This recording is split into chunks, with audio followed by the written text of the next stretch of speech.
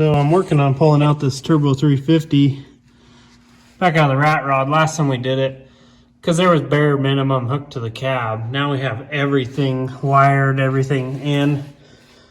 And so what I'm going to do is actually cut this cross member. You can see everything around it's welded but the bottom. But I'm going to end up cutting it probably 2 inches out on both sides, so then we can drop this tranny out. I got to pull this drive line. See, full torque.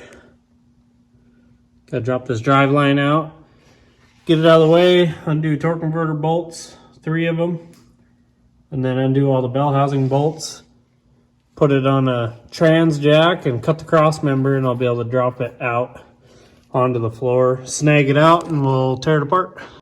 All right, I got all the torque converter bolts out and the drive line out. So now I'm going to work on getting the bell housing bolts out. Pulled the shifter out.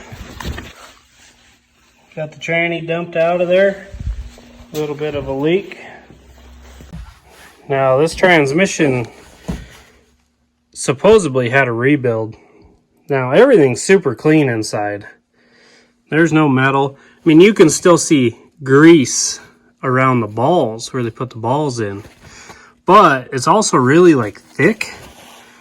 So I don't know if maybe something was holding it back or what. But anyways, I'm just going to go through this and pull it apart and see what the heck is going on, because I had only forward gears, no reverse, no neutral. Park, you could feel it push against the paw, so I guess we'll dig in and find out.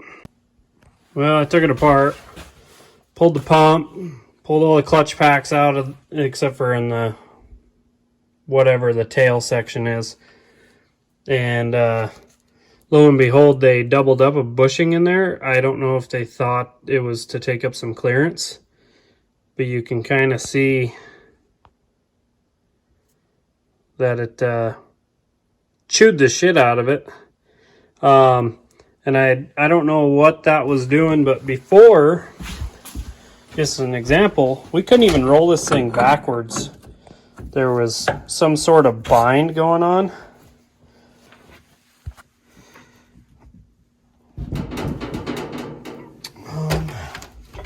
Can't do it with one hand, gotta use 2.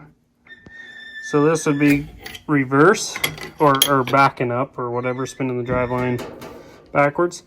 We couldn't even do that with leverage of grabbing tires or putting a bar through the drive line.